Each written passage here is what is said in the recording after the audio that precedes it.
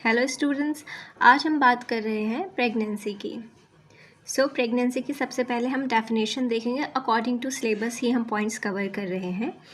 Pregnancy is the condition in which women carries a developing embryo और foetus in her uterus starting from fertilisation until delivery. तो definition बहुत easy है कि women carry करती है embryo या फिर फीटस अपने यूट्रस में कब से कब तक, फर्टिलाइजेशन से डिलीवरी तक। जो इम्पॉर्टेंट आता है इसमें है मेडिको लीगल एस्पेक्ट। ठीक है, रेप एंड सेक्सुअल ऑफेंसेस तो नहीं है। डिस्प्यूटेड पैटर्निटी यानी हमें उसके बाप का पता है, यानी जो मेल स्पर्म आया है वो किसका है, अगर ये शक हो तो पता लगाना मेडिको लीगल एस्पेक्ट हो जाएगा। हेल्प इन डिसाइडिंग MTP के MTP कराना है या नहीं कराना है, बिकॉज इसके भी बहुत सारे फैक्टर्स हो सकते हैं, या फिर अनवांटेड प्रेगनेंसी की वजह से हुआ हो, या सेक्सुअल ऑफेंस की वजह से हुआ हो, या फिर आपका मदर या बेबी के लिए वो हार्मफुल हो, तो इस वजह से MTP हम करा सकते हैं। So it depends. Concealment of pregnancy में सजेस्ट, अगर कोई प्रेगनेंसी को छुपा रहा है, कंसील कर रहा है, तो वो क्या बता सकता है, वो इलीगल अबॉर्शन कराना चाहते हैं। इन्फेंटिसाइड यानी बच्चे को मारना चाहते हैं। एस्टेब्लिशेस क्रिमिनल रिस्पॉन्सिबिलिटी इन अबॉर्शन रिलेटेड ऑफेंसेस, आखिर वो ऐसा कर क्यों रहे हैं, तो उस पर हम ये फिर जांच पड़ताल होती है कि ऐसा क्यों हो रहा है। इसके बाद बात करते हैं हम डिलीवरी की, यानी parturition. Parturition is a process by which the fully developed fetus, placenta and the membranes are expelled from the uterus after completion of pregnancy. Delivery का मतलब होता है बाहर निकलना, किस का, फीटस का, प्लेसेंटा का एंड द मेम्ब्रेन्स। ठीक है, complete the time of the 9 months, उसके बाद इन सब का एक्सपेल आउट होना पार्चुरेशन या डिलीवरी कहलाता है। अब सेम वही चीज़ है कि इसका मेडिको लीगल एस्पेक्ट क्या है, क्या वो हेल्प करता है हमारी एज अ डॉक्टर, हम क्या कर सकते हैं। ठीक है, help to decide whether a woman has recently deliver a child, पता चल सकता है हमें। इम्पॉर्टेंट केस इन्फेंटिसाइड का, अब किसी का बच्चा हुआ है, वो मार दिया गया है, तो ये एक केस हो सकता है। कंसीलमेंट ऑफ बर्थ, कुछ ऐसे होता है कि बर्थ को छुपा रहे हैं, तो वो क्यों छुपा रहे हैं कि या तो उन्हें वो बच्चा नहीं चाहिए। मोस्टली क्या होता है कि अगर किसी के गर्ल बेबी हो जाए तो वो उसे छुपाते हैं, या फिर वो इन्फेंटिसाइड का केस हो जाता है, वो उसे मार देते हैं, किल कर देते हैं। ठीक है, concealment of birth, sign of recent delivery, अगर हमें ये पता हो कि इसकी रिसेंट डिलीवरी हुई है लेकिन इसका बच्चा ही नहीं है, तो वो हमें पता लग सकता है कि कुछ ना कुछ तो गड़बड़ यहाँ पर है। ठीक है, correct mother with the new born, help in determining क्या लाइव बर्थ था या स्टिल बर्थ था। अब ये बात भी ज़रूरी है कि बच्चा मरा हुआ पैदा हुआ है या पैदा होने के बाद मारा गया है या मर गया है, नेचुरल था या अननेचुरल डेथ है, ये सब हम पता लगा सकते हैं। वायबिलिटी ऑफ द चाइल्ड, बच्चा कितना टाइम जिंदा रहा है, ठीक है, पार्चुरेशन के बाद। इसके बाद ये हार्ड टर्म्स की आप देख सकते हैं, अगर आपको कोई भी टर्म इसमें से समझ नहीं आ रही है, these are the meanings of these difficult terms. अब हम बात करते हैं इन्फेंटिसाइड की। साइड का मतलब होता है किल करना, मारना। तो किसको मारना, इन्फेंट को मारना। इन्फेंट किसे कहते हैं, डिलीवरी से लेकर 1 साल तक के बच्चे को इन्फेंट बोला जाता है। तो यानी कहने का मतलब ये है 1 साल से जो कम उम्र का बच्चा है उसको माँ के द्वारा मार दिया जाना इन्फेंटिसाइड कहलाता है। माँ ऐसा क्यों करती है, ड्यू टू मेंटल स्ट्रेस। अब वो स्ट्रेस क्या हो सकते हैं, वो हम मेडिको लीगल एस्पेक्ट में पढ़ेंगे। इसके सेक्शंस हैं 315 से 318 IPC। इलेजिमेट चाइल्ड, इलेजिमेट का मतलब है मैरिज नहीं हुई है बट बेबी हो गया है, तो मार देती हैं फिर उनकी माएँ कि समाज क्या कहेगा, social stigma. Mental illness after child birth, अब बच्चा हो गया है, उसकी जिम्मेदारी है, नहीं संभाल पा रहे हैं खुद को और बेबी को, तो इन्फेंटिसाइड होता है। इसमें इम्पॉर्टेंट क्वेश्चंस क्या होते हैं कि बेबी पैदा हुआ था जब, तो वो ज़िंदा था या नहीं था, और अगर वो मर गया है तो उसका कॉज क्या था डेथ का। अब अगर डेथ का कॉज पता चल रहा है तो वो होमिसाइडल था, एक्सीडेंटल था या नेचुरल था, ये सारे क्वेश्चंस हमें पूछने पड़ेंगे। फिर ये डिफ्रेंशिएट करना पड़ेगा कि स्टिल बर्थ यानी बच्चा मरा हुआ पैदा हुआ है या नेचुरल न्यूनेटल डेथ, या फिर बच्चे के पैदा होने के बाद ही उसकी नेचुरल डेथ हुई थी। ठीक है, ये आपके हार्ड टर्म्स के मीनिंग्स हैं। इसके बाद आता है battered baby syndrome. It's very important for the exam point of view. इसे हम ध्यान से देखेंगे, यही सबसे ज़्यादा इम्पॉर्टेंट है। Battered baby syndrome is a form of child abuse.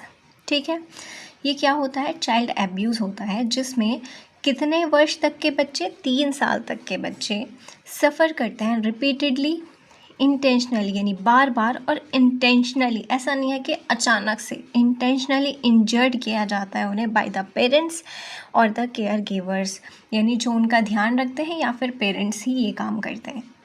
लेकिन इसका मेडिको लीगल एस्पेक्ट क्या है वो देखते हैं। इंडिकेट्स नॉन एक्सीडेंटल इंजरी, वो एक्सीडेंटल नहीं है, वो प्री प्लान्ड है, वो कर रहे हैं जान के।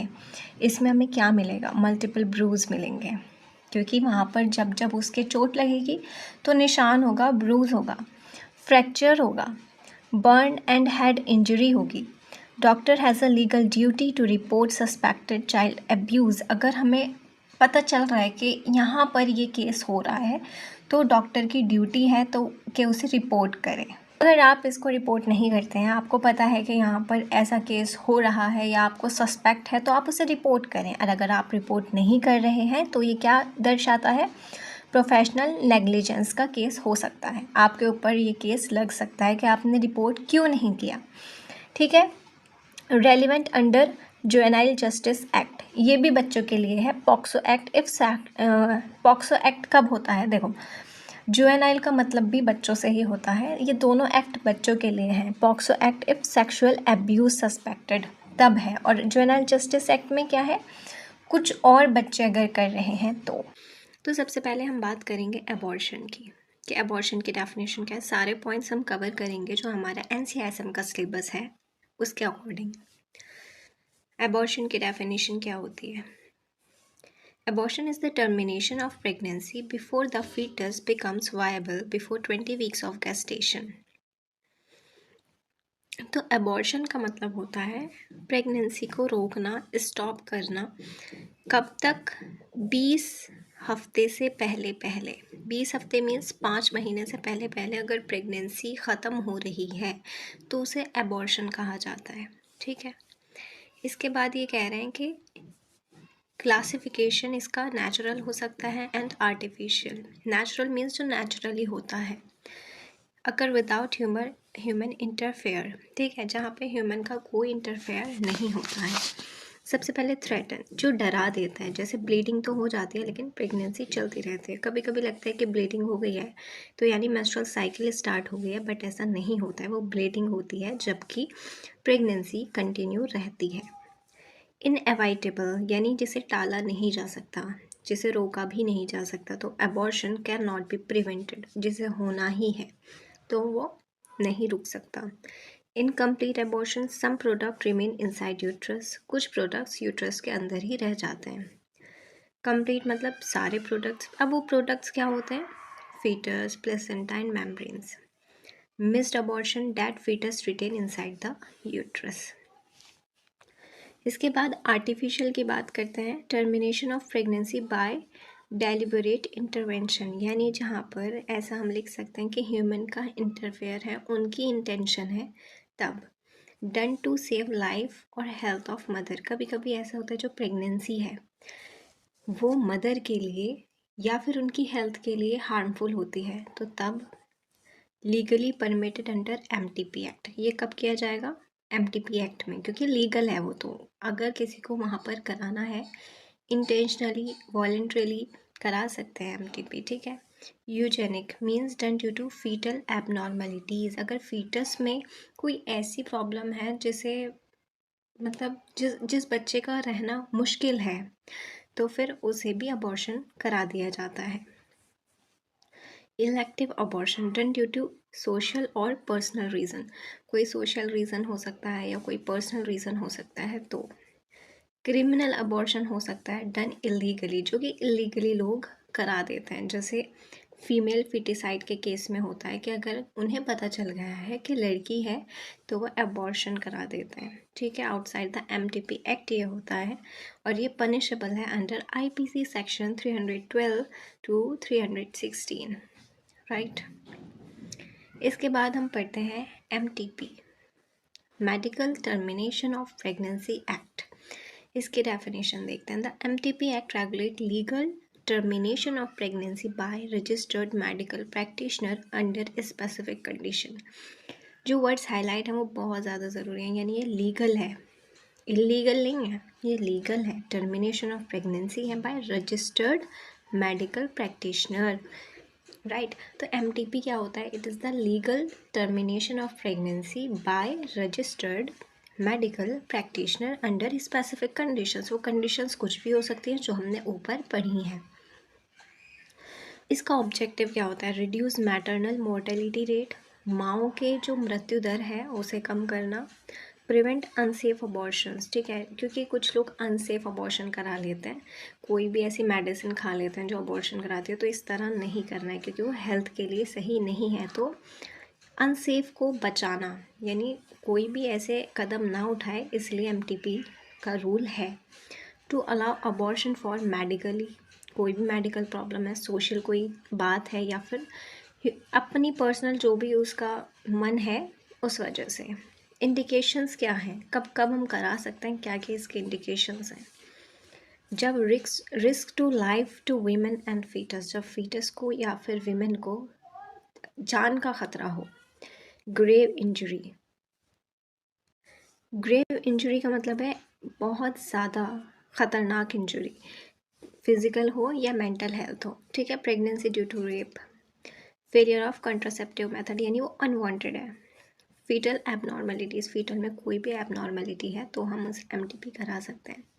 ग्रेव इंजरी मतलब सीरियस हार्म, ठीक है। अब गैस्टेशनल लिमिट्स क्या है? अगर ये कह रहे हैं कि 20 वीक्स तक एक रजिस्टर्ड मेडिकल प्रैक्टिशनर की ज़रूरत होती है एमटीपी के लिए।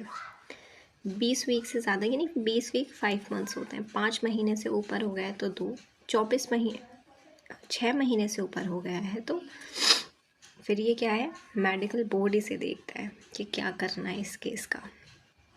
और ये किसके लिए? सीवियर, जहाँ सीवियर ही एनोमलीज है, क्योंकि ये फिर बहुत ज़्यादा यहाँ पर ख़तरा हो जाता है, क्योंकि फीटस वेल डेवलप हो जाता है 6-7 महीने में, तो ये मुश्किल होता है।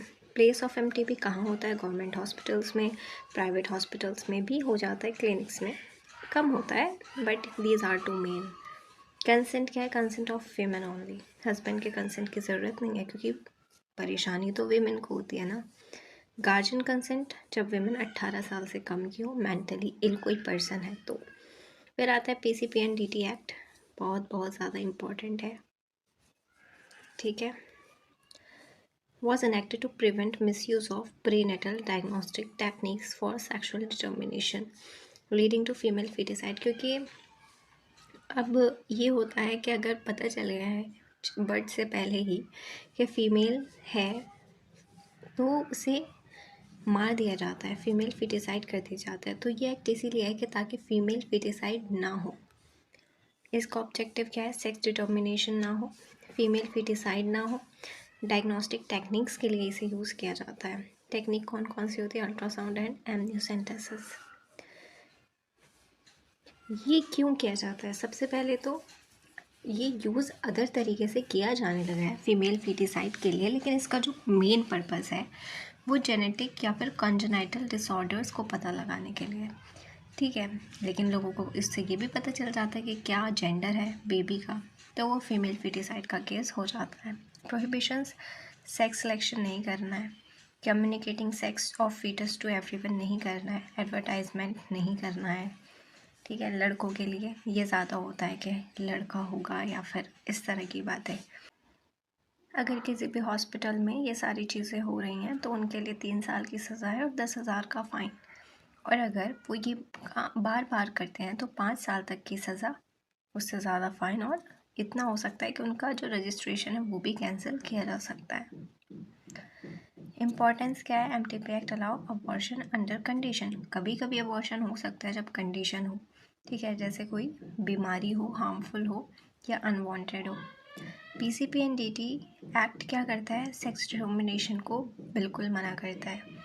Abortion can not be done only for sex selection. अगर सिर्फ ये है कि लड़की है इसलिए अबॉर्शन कराना है तो अब अबॉर्शन की परमिशन नहीं मिलेगी। Medico legal aspect of artificial insemination and surrogacy. तो सबसे पहले हम देखते हैं artificial insemination. Medical introduction of sperm into female reproductive tract. क्या होता है आर्टिफिशियल इंसेमिनेशन? आर्टिफिशियली स्पर्म को फीमेल रिप्रोडक्टिव ट्रैक में इंट्रोड्यूस करना या इंसर्ट करना क्या कहलाता है? Artificial insemination. Require return inform consent of women and husband. दोनों का कंसेंट ज़रूरी होता है।